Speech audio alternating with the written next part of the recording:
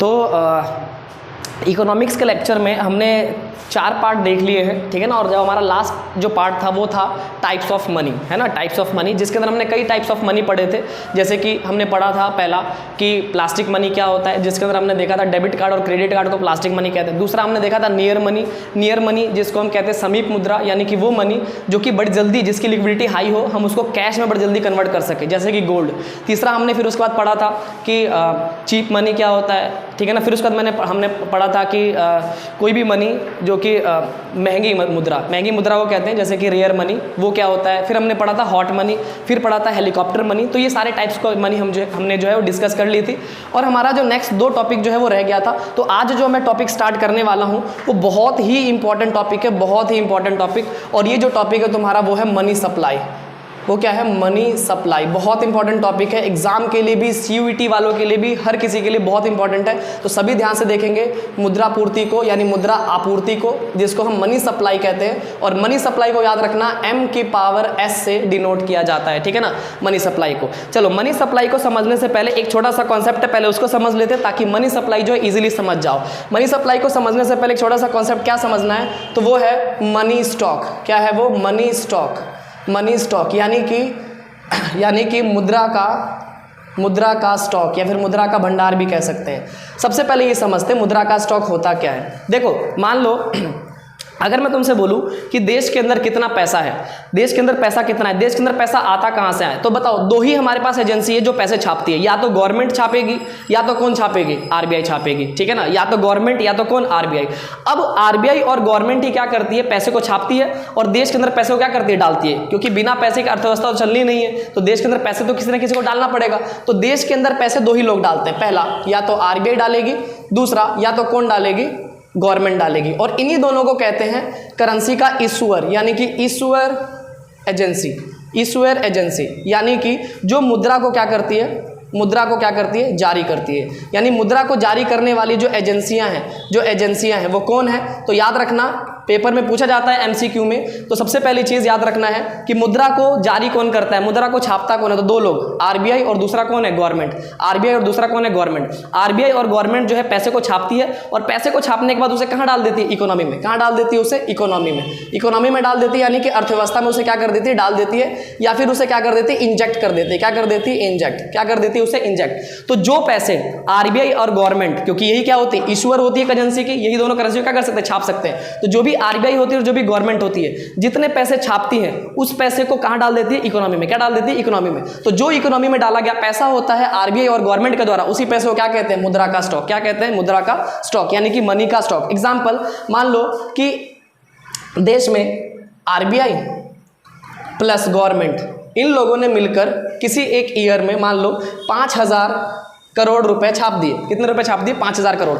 अब ये जो 5,000 करोड़ रुपए छापे हैं और उसको अगर इकोनॉमी में डाल देंगे तो उसे क्या बोलेंगे हम? कि ये 5,000 क्या है? हमारा स्टॉक मनी है। क्या है? Stock money. बताओ, स्टॉक मनी क्लियर है? आई होप कि स्टॉक मनी क्लियर हो चुका होगा। अब इसके बाद अगर स्टॉक मनी क्लियर हो गया तो हम किसके बारे में बात करेंगे? मनी सप्लाई के बारे में। किसके बारे में? Money supply. तो सभी जरा देखना आप ध्यान से, मनी सप्लाई बहुत इंपॉर्टेंट टॉपिक है। मनी सप्लाई, देखो मनी सप्लाई के बारे में पहले मैं इसकी डेफिनेशन में 4 चीजें ऐड करना चाहूंगा। पहला, at a point of time. दूसरा,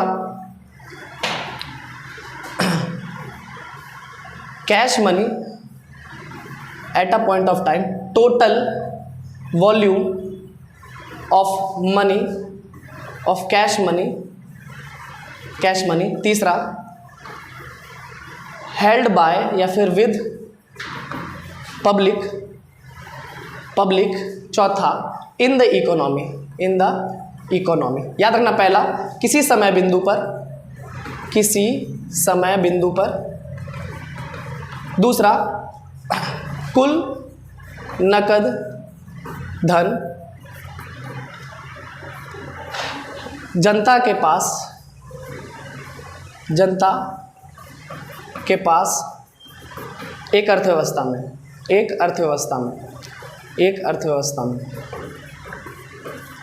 इसी पैसों को क्या कहते हैं? मुद्रा सप्लाई, यानी मनी सप्लाई। ध्यान सुनना, अगर मैं तुमसे बोलूं कि किसी एक इकोनॉमी में, मान लो इंडिया की इकोनॉमी में अगर हम देख लें कि पूरी जनता के पास किसी एक समय पर कितना पैसा पड़ा है, उसी पैसे को क्या बोलते हैं? मुद्रास्फूर्ति, यानी क्या बोलते हैं? Money supply.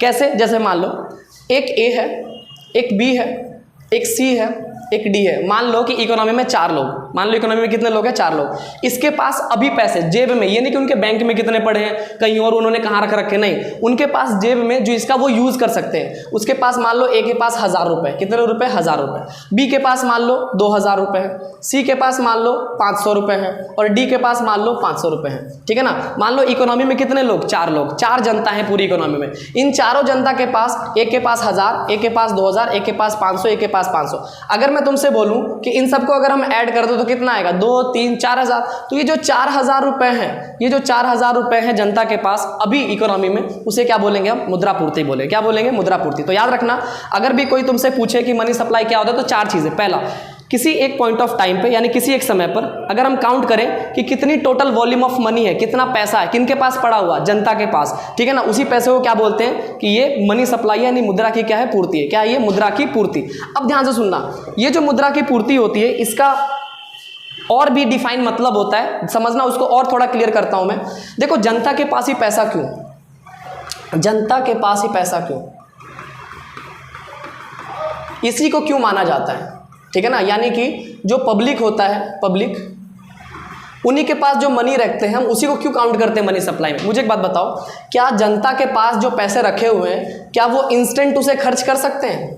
इंस्टेंट उसे क्या कर सकते हैं? कोई भी चीज़ सेल कर सकते हैं, या फिर क्या कर सकते हैं? परचेज कर सकते हैं। क्या कर सकते हैं? सेल परचेज कर सकते हैं।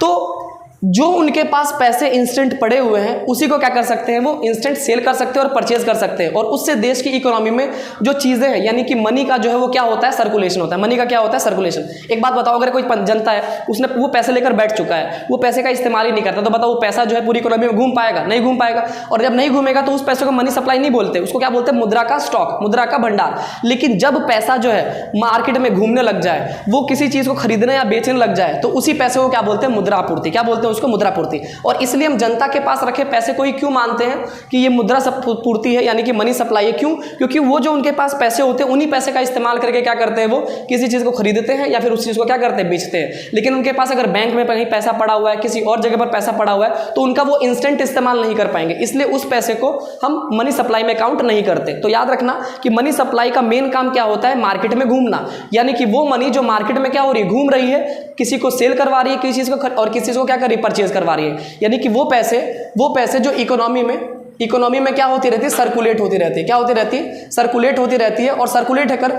या तो सेल करवाती है, या तो क्या करवाती है? परचेज। जिससे क्या होती है? इकोनॉमी में डिमांड और सप्लाई बढ़ता है। जिससे क्या होता है? इकोनॉमी में क्या होता है? डिमांड और सप्लाई क्या होता है? वो बढ़ता है। डिमांड और सप्लाई क्या होता है? बढ़ता है। तो देखो, इसकी ये प्योर डेफिनेशन है। पहले दोबारा देख लेते हैं कि क्या है ये मनी सप्लाई। तुम्हारा खत्म हो चुका है, लेकिन एक बार देख लेते हैं। पहले अगर तुमसे कोई पूछे कि मनी सप्लाई क्या होता है, तो उसके अंदर क्या लिखना है? किसी एक पॉइंट ऑफ टाइम पे जो भी टोटल वॉल्यूम ऑफ मनी है, किसके पास पड़ा हुआ? जनता के पास। उसी पैसे को एक इकोनॉमी में उन सबको अगर जोड़ दे तो उसको क्या बोलते हैं? हम मनी सप्लाई बोलते हैं। क्या बोलते हैं उसको? Money supply. अब जनता के पास ये पैसा क्यों? क्योंकि उसी पैसे को ये मनी सप्लाई कहते हैं, जो कि मार्केट में काम कर रहे हैं। मार्केट में काम करने का मतलब किसी चीज को खरीद रहे हैं या फिर किसी चीज को क्या कर रहे हैं? बेच रहे हैं। ठीक, किसी चीज को खरीद रहे हैं या फिर किसी चीज को क्या कर रहे हैं? बेच रहे हैं। किसी चीज को खरीद रहे हैं या तो क्या कर रहे हैं? किसी चीज को बेच रहे हैं। उसी पैसे को क्या मानते हैं हम?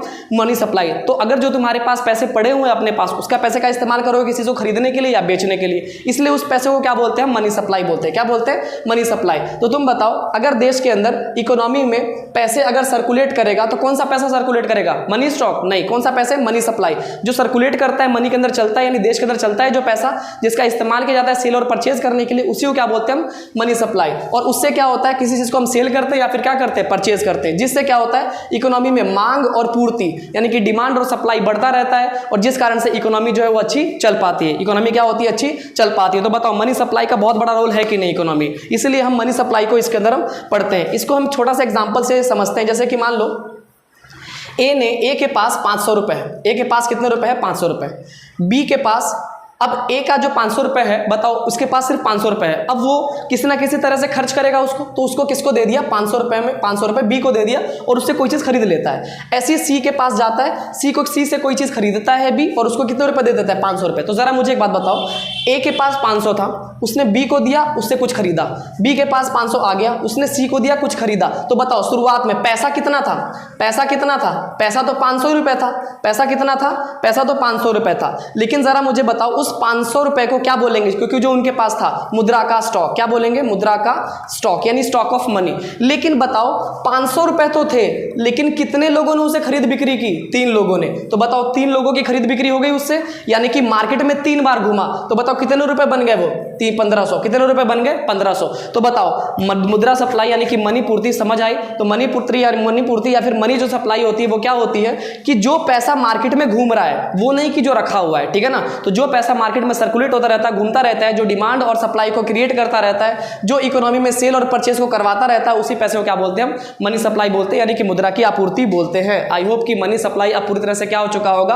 क्लियर हो चुका होगा। तो डेफिनेशन के अंदर क्या लिखना है कि eight a point of time total जितना भी कैश है जनता के पास पड़ा हुआ किसी इकोनॉमी में, उसको क्या बोलेंगे? Money supply. और मनी सप्लाई का काम क्या है कि वो मार्केट में क्या करना? सेल परचेज को इंक्रीज करते रहना, जिससे कि इकोनॉमी में पैसा सर्कुलेट हो, जिससे कि इकोनॉमी में डिमांड बढ़े, सप्लाई बढ़े और इकोनॉमी में बूस्ट आए, इकोनॉमी चलती रहे। बताओ क्लियर है? समझ गए? तो मनी सप्लाई हमारा यहाँ पर खत्म होता है, ठीक है। अब मनी सप्लाई पढ़ने के बाद नेक्स्ट हम मनी सप्लाई को मेजर कैसे करते हैं, बहुत इंपॉर्टेंट टॉपिक।